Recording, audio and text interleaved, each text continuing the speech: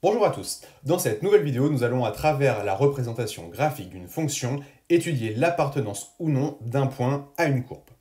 Pour cela, il nous faut se référer à la proposition suivante, proposition que vous retrouverez dans votre polycopier de cours.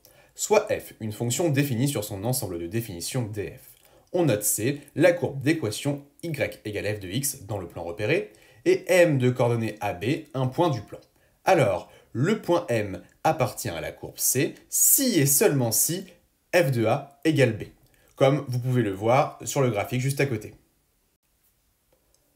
Afin de comprendre comment cela fonctionne, je vous propose l'exemple suivant où nous allons étudier l'appartenance de trois points différents à la courbe représentative d'une fonction. Cet exemple est un complément au cours qui vous permettra de faire des exercices.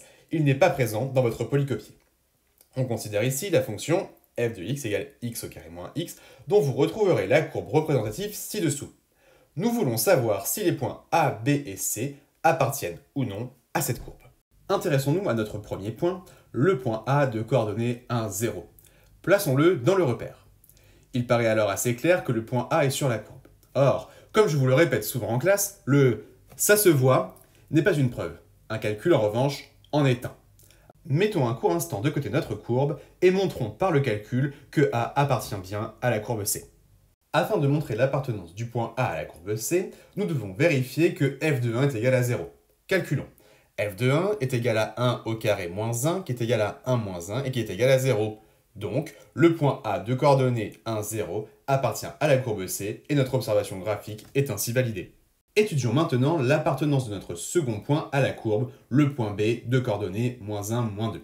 Commençons par placer le point B dans notre repère.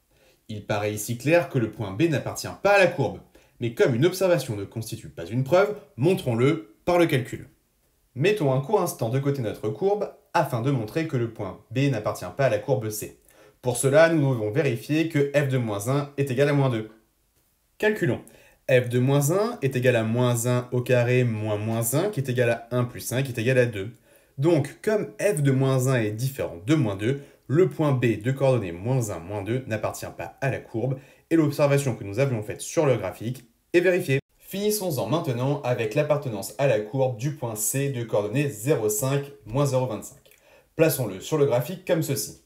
Alors là, je vous vois venir avec vos « on dirait que oui », il semble que oui, ou encore pour les plus audacieux d'entre vous, on voit clairement que oui, le point C appartient à la courbe. Mais ici, du fait de ces coordonnées et de l'échelle du repère choisi, laissez-moi émettre un doute sur le moins 0,25, car on pourrait très bien dire que c'est moins 0,2 ou moins 0,3. Vous l'aurez compris, ici, bien trop d'hésitation subsiste.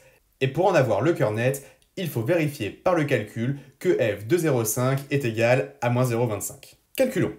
F de 0,5 est égal à 0,5 au carré moins 0,5, qui est égal à 0,25 moins 0,5 et qui est égal à moins 0,25. Donc le point C de coordonnées 0,5 moins 0,25 appartient bien à la courbe C.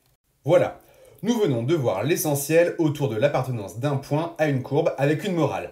Un dessin ou une observation n'est pas une preuve, mais bel et bien un outil pour démarrer. Vous pouvez maintenant résoudre les exercices en rapport avec cette nouvelle notion. Bon courage!